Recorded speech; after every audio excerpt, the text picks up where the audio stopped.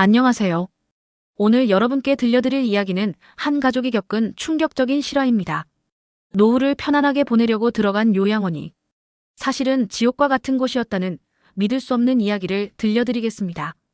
김영애 씨는 올해 78세로 평생을 자식들을 위해 헌신하며 살아오신 분입니다. 남편을 일찍 여의고 홀로 세 자녀를 키우며 온갖 고생을 다하셨죠. 그런데 최근 들어 치매 초기 증상이 나타나기 시작했습니다.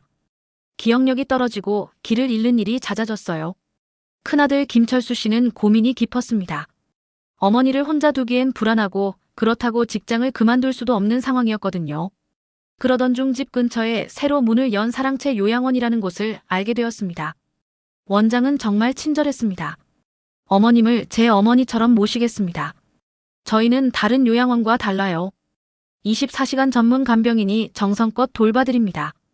시설을 둘러보니 정말 깨끗하고 현대적이었어요. 간병인들도 모두 웃는 얼굴로 인사를 건넸죠. 월 250만 원이라는 비용이 부담스럽긴 했지만 어머니를 위해서라면 감당할 만했습니다. 철수 씨는 안심하며 계약서에 서명했어요. 처음 일주일은 정말 만족스러웠습니다.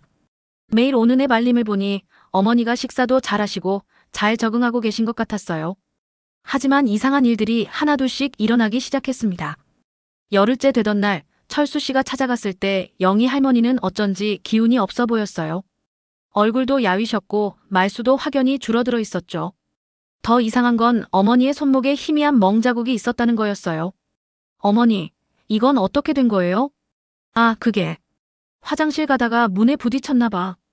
간병인에게 물어보니 할머님이 워낙 걸음이 불편하셔서 가끔 넘어지세요 라고 대답했습니다. 철수 씨는 그러려니 했어요. 하지만 일주일 후 비슷한 일이 또 일어났습니다. 이번엔 팔뚝에 손가락 자국처럼 생긴 멍이 있었어요. 더 이상한 건 어머니의 태도였습니다. 예전에는 철수 씨가 오면 반가워하셨는데 이제는 계속 주변을 두리번거리며 뭔가를 경계하는 것 같았어요. 한 달이 지나자 영희 할머니는 완전히 다른 사람이 되어 있었습니다.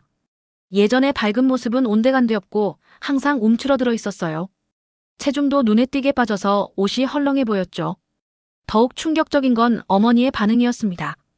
철수 씨가 안아드리려고 하면 움찔하며 뒤로 물러서는 거였어요. 마치 누군가에게 맞을까봐 두려워하는 것 같았습니다. 결정적인 순간은 그로부터 며칠 후에 찾아왔어요. 평소보다 일찍 퇴근한 철수 씨가 깜짝 방문을 했을 때였죠.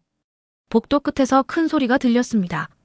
아, 할멍아, 또 지렸어? 하루에 몇 번을 갈아줘야 해. 미안해요. 참으려고 했는데. 참으려고 했다고. 내가 기저귀 값이 얼마인 줄 알아? 철수 씨는 발걸음을 멈췄습니다. 분명히 어머니 목소리였거든요. 제발, 좀 부드럽게. 부드럽게. 너 같은 할멍한테 부드럽게. 웃기지 마. 그 순간 탁 하는 소리와 함께 어머니의 비명소리가 들렸어요. 철수 씨가 황급히 방문을 열었을 때 상황은 이미 바뀌어 있었습니다. 간병인은 다른 표정을 지으며 할머님이 실수를 하셔서 정리하고 있었어요 라고 말했죠. 하지만 어머니의 얼굴에는 눈물 자국이 선명했고 뺨이 빨갛게 부어 있었습니다. 며칠 후 더 큰 일이 벌어졌습니다. 새벽 2시에 요양원에서 전화가 온 거예요. 할머님이 화장실에서 쓰러지셔서 응급실에 모셨습니다. 병원으로 달려간 철수 씨가 본 광경은 차마 믿을 수 없었어요. 어머니의 온몸이 멍투성이었거든요. 의사는 갈비뼈 3개에 금이 가고 어깨 탈골에 뇌진탕 증세까지 있어요. 이 정도는 단순한 낙상으로 생기기 어려워요 라고 했습니다. 그 순간 영희 할머니가 진통제 때문에 의식이 몽롱한 상태에서 중얼거리기 시작했어요.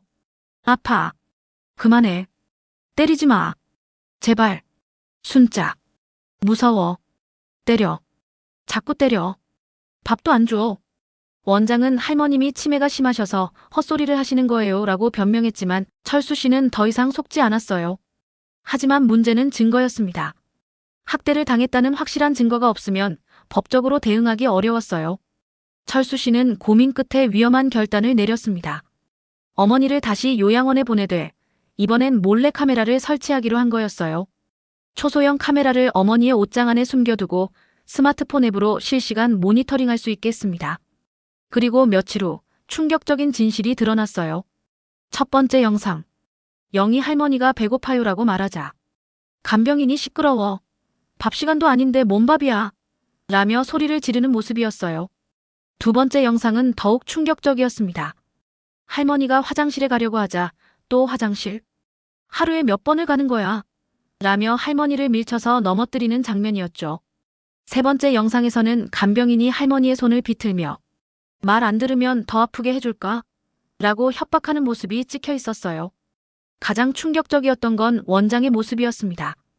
가족들이 없는 시간에 어머니 방에 들어와서 내가 뭐라고 하든 누가 믿겠어? 치매 걸린 할멈 말을 누가 믿는다고? 라며 비웃는 장면이 고스란히 녹화되어 있었거든요.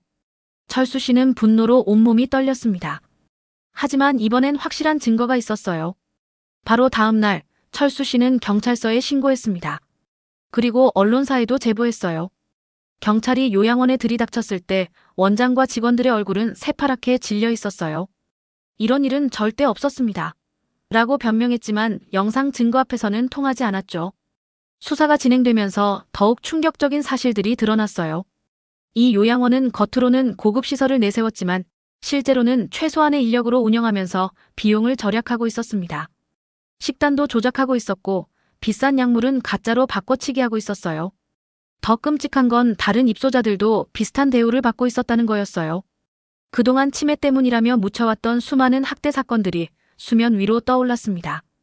언론 보도가 나가자 사회는 발칵 뒤집혔습니다.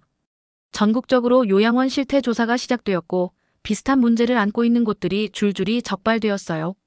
재판이 시작되자 법정은 연일만석이었어요. 가장 충격적이었던 건 영희 할머니의 직접 증언이었습니다. 무서웠어요. 매일매일이 지옥 같았어요. 죽고 싶었어요. 그런데 제일 힘들었던 건 아들한테 말할 수가 없었던 거예요. 아들이 걱정할까봐. 그리고 혹시 나를 포기할까봐. 할머니의 증언을 들으며 방청석의 모든 사람들이 눈물을 흘렸어요. 판사는 엄중한 판결을 내렸습니다. 원장은 징역 5년, 간병인들은 각각 징역 2년에서 3년의 실형을 받았어요. 그리고 요양원은 영업정지 처분을 받아 완전히 폐쇄되었습니다. 이 사건을 계기로 요양원 관리 감독 시스템이 완전히 바뀌었어요. CCTV 설치 의무화, 불시 점검 일상화, 익명 신고 시스템 구축 등 여러 제도가 도입되었죠. 그리고 철수 씨는 어머니를 위해 새로운 선택을 했습니다. 직장을 그만두고 어머니를 직접 모시기로 한 거예요. 처음엔 경제적으로 힘들었지만 온 가족이 힘을 합쳐 할머니를 보살폈어요. 시간이 지나면서 영희 할머니는 서서히 밝은 모습을 되찾아가고 있어요. 치매 증상은 여전하지만 가족들의 사랑 속에서 편안한 노후를 보내고 계십니다. 할머니, 오늘은 뭐 드시고 싶으세요? 글쎄, 내가 해주는 건 다 맛있어. 이제 영희 할머니는 매일 손자, 손녀들과 함께 시간을 보냅니다. 함께 TV를 보고 산책도 하고 때로는 옛날 이야기도 들려주세요. 철수 씨는 자신의 경험을 바탕으로 다른 가족들을 돕는 일도 하고 있어요. 요양원을 선택할 때는 반드시 여러 번 방문해 보세요. 그리고 가장 중요한 건 어르신의 표정과 목소리입니다. 이 사건은 우리 사회에 큰 변화를 가져왔습니다. 노인 학대에 대한 인식이 완전히 바뀌었고 요양시설의 투명성도 크게 개선되었어요. 무엇보다 가족의 중요성을 다시 생각하게 만든 사건이었죠. 여러분도 주변의 어르신들에게 더 많은 관심과 사랑을 보여주세요. 자주 안부를 묻고 함께 시간을 보내고 작은 변화라도 놓치지 마세요. 그것이 바로 우리가 할 수 있는 가장 의미 있는 일입니다. 노인 학대는 명백한 범죄입니다. 그리고 우리의 부모님, 조부모님은 우리가 반드시 지켜야 할 소중한 분들입니다. 이 이야기가 여러분께 작은 교훈이 되었기를 바랍니다. 감사합니다.